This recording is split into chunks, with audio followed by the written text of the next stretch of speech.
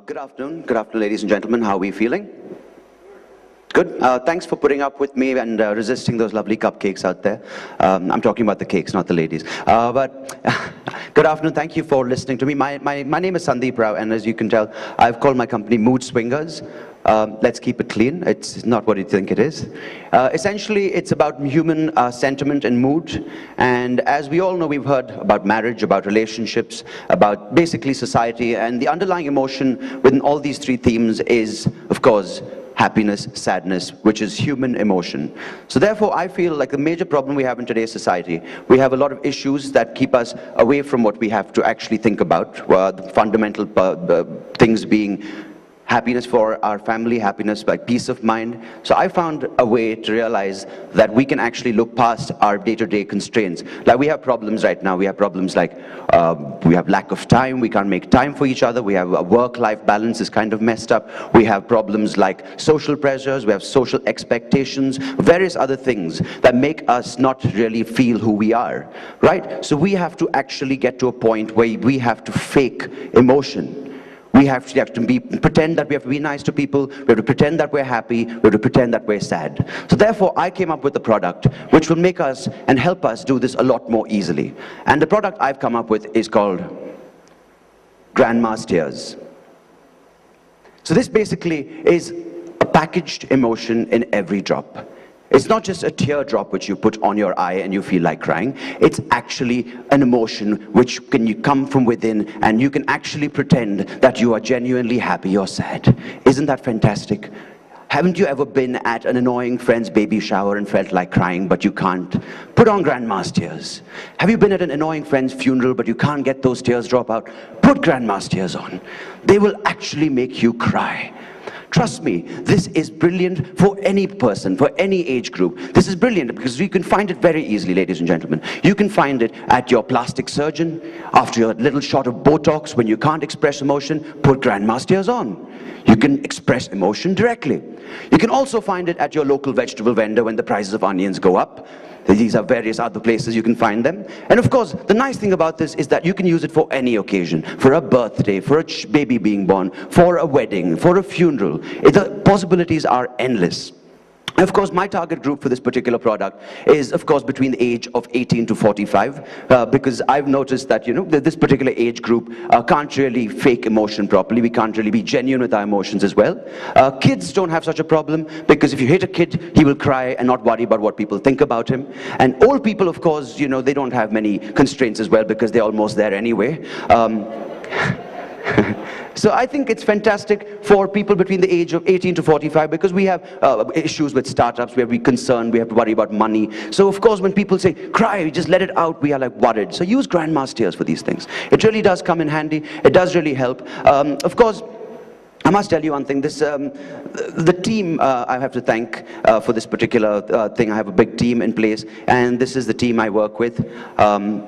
Yeah, so this is perfect, and this is my competition as well. The competition have to deal with the actual feelings, really mess with us. You know, when my competitors come and say, we're actually sad, we're like, no, Grandma's Tears is going to get screwed. Don't do this to my product. I have spent a lot of time and a lot of thought in this particular presentation, and as I said, the team, I skipped this slide, sorry, the team I actually work with, this is me. I'm not actually making a presentation. I'm your stand-up comedian for the evening.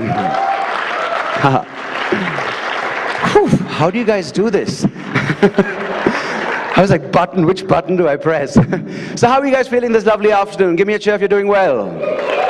All right, that's lovely. Thank you for, genuinely thank you for putting up with me and putting up with this presentation. Grandma's Tears is available. Just go punch the closest old lady and you'll get it.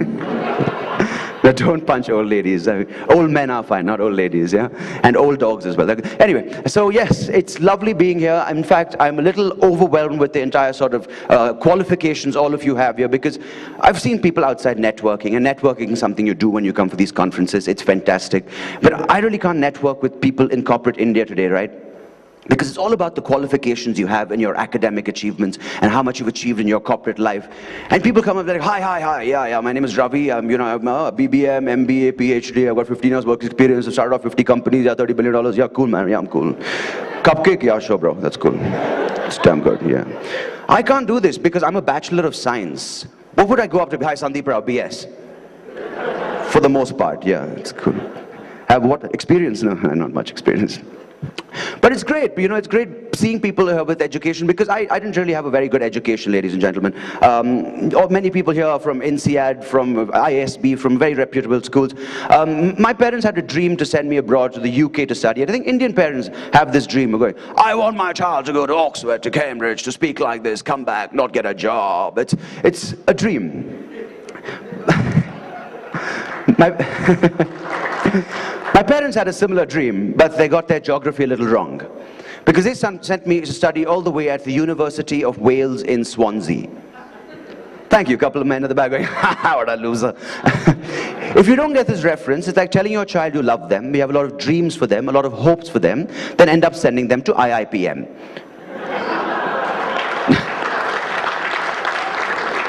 Go get a ponytail and come back, yeah? Because if those of you who don't know about the University of Wales in Swansea, the University of Wales in Swansea is not a very good university. In fact, it's not even in the top 5 universities in Wales. And they have about 2. But the Welsh are lovely people. The Welsh are in fact beautiful people, because the Welsh, I think in the entire British Isles, the Welsh are the only people who can in fact make the Indian accent actually sound posh. Because the Welsh accent is so messed up, when a Welsh guy and an Indian guy speak, it sounds like a song from the Colonial Cousins. Because the Welsh guy's like, there's something about the way you smile, and it's hey, Sonny, but that's the problem. Welsh are lovely people. I did there, I studied there, I drank a lot, of course, as we do. And I got my degree there in political science and sociology. And I moved back to Bangalore and did what every other political scientist and sociologist does. I joined the IT industry. Because we can't be political in this country, right? Political correctness has gone to another level in America, of course, but political correctness doesn't exist in India, right? Because in America, of course, you can't call someone blind, you have to say visually impaired. You can't call someone a midget, you have to say a little person. In India, of course, you can't call someone retarded, you have to call them a politician. It's political correctness, yeah, you know. But of course, I am, you know, I've got to apologize. My throat's a little messed up this evening. I just got back from auditioning for a Karan Johar film. I'm not gay. I'm not gay. I'm not gay. I'm not gay. I'm actually Brahmin. But that's how we roll, yeah. Do we have other Brahmins? Give me a cheer. Brahmins in the house. Give me a cheer. All right, let's have a caste party. What do you say? Let's do this. Wouldn't it be fantastic to see our ancestors party back in the day? The Brahmins get together, bro, let's party. But wait, we can't drink, we can't eat meat, we can't smoke. What shall we do? Let's read. That shloka is rocking, bro. But I'm not your typical Brahmin. In fact, my family looks down upon me because I have a lot of vices that Brahmins look down upon. Because I do drink, I do eat meat, I do smoke, I respect women. It doesn't go down well with my family, does it? They're like, what? That rasam ain't going to make itself, woman. You know, it's my mom anyway. But I am from here. I am from the lovely city of Bangalore. Let me just get by a gauge of how many of you from here. Local people, Kannadigas, give me a cheer. 2 Kannadiga owls, that's very nice. Do we have Tamilians? Give me a cheer. All right, no wonder I have no water. It's very good. You can do we have Andhra people over here? Give me a cheer. Andhra people. All right, you forged your pass to get in as well. Brilliant. Do we have North Indians? Punjabis, give me a cheer. Oh my God, that's brilliant. Of course, open bar. Gujaratis, give me a cheer. All right, free entry. Of course, you're here. It's great. I love you guys. All Indians, we have such stereotypes about Indians, right? It's so true that we all live up to our stereotypes, because we Indians are great as people, right? We do a lot of crazy things. And are you guys? Is the energy in the room good? Can I do a small thing to bring up the energy in the room? You guys don't mind a little exercise? It's not like very tedious. So let's just start clapping gently. Just clap like you just found out that corruption has been cured in India. Just clap slowly. Yeah, just clap slowly. Yeah. Build it up a bit. Clap like you found out that you don't have herpes. Build it up. And clap like you just found out that Bangalore's nightlife is open till 3 in the morning. All right, see, that's what I want. That's the energy I want for the rest of the set. Is that cool? Because of course, I'm a Bangalore boy. I love being in Bangalore. And it was really proud for me to be in Bangalore until our politicians made the most advanced move for our country. And they went and did the most practical thing ever by changing our city names. Of course, Madras got Chennai, Bombay got Mumbai, Delhi got Delhi. It's a natural transition. Pune got Pune. I know it's not there. But Bangalore, we got screwed. We got Bengaluru. If you go to an STD clinic, you'll see it up there with herpes, chlamydia, Bengaluru. It's really painful. But Bengaluru it's a bad name. The problem is, you go to Hyderabad. People from Hyderabad, you have one person there. You guys make Bengaluru sound good. Because there's some places in Hyderabad where the names just go wild. Have you guys been to the high-tech city in Hyderabad? It's close to a place called Gachibowli.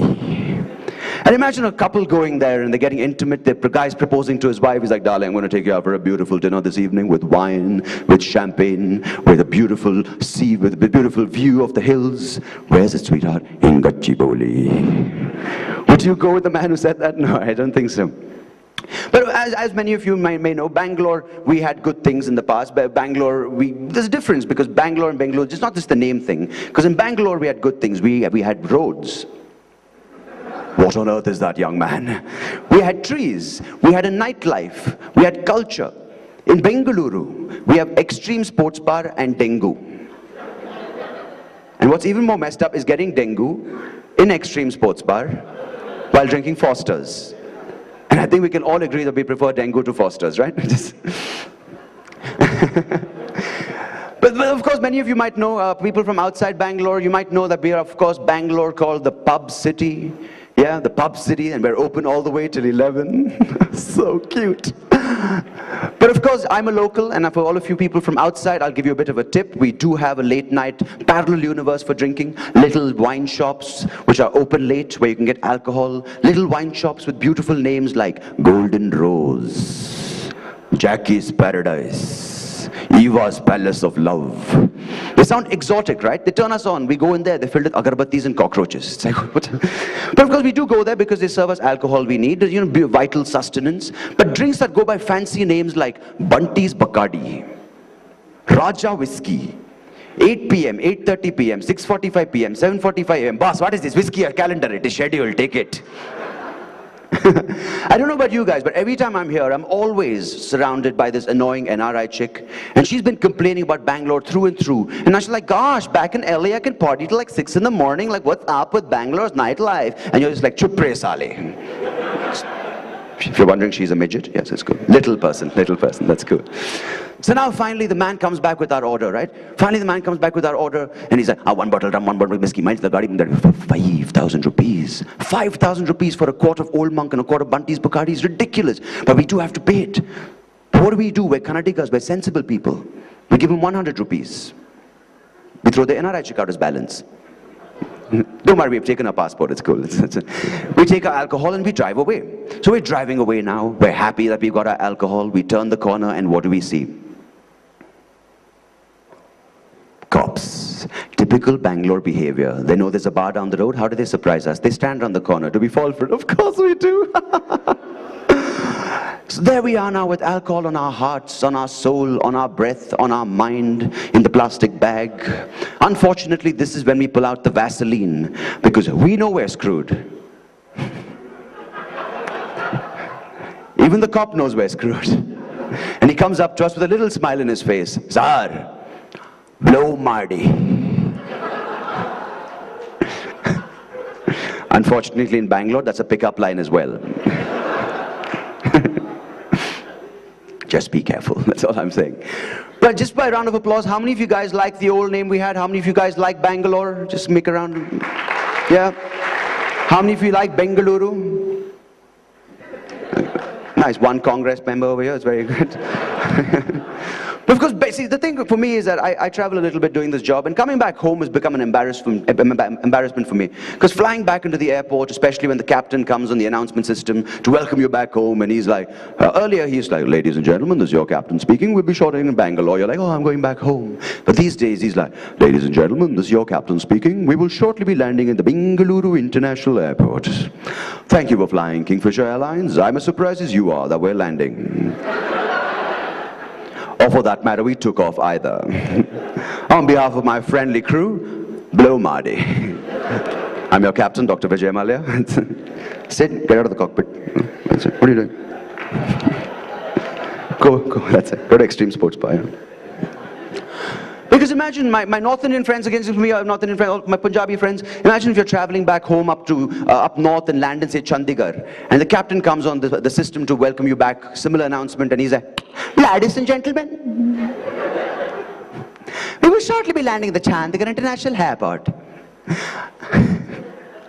On behalf of our friendly crew, Guzado teri maa ki.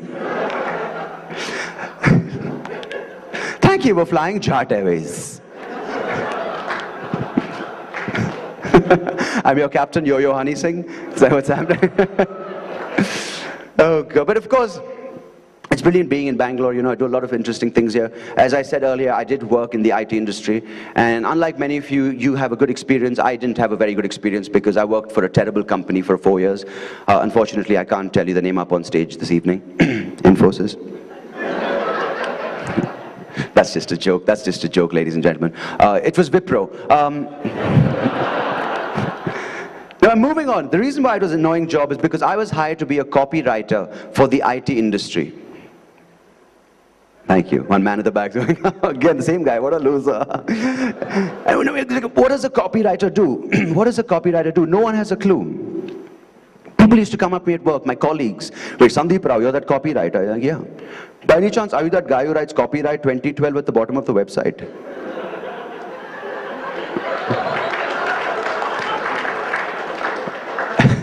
And I'd look at him with love in my eyes and say, if I did that, it would be more work than I actually do. And of course, every team has a clown. A guy would come up to me, Macha, copywriter, other person writes your copy. Yes, he was from Chennai, yeah, he was. Now, my job description is very straightforward. Proofread and edit content. Doesn't get simpler than that, right? But how are you supposed to proofread and edit content when everything is filled with abbreviations? You guys know this. These were emails I would get every day requesting for work. Dear Sundeep, PFA, PDF. PLS, do the needful and revert by EOD. FYI, FYA, FYP. F your dad, F your mom, F your sis.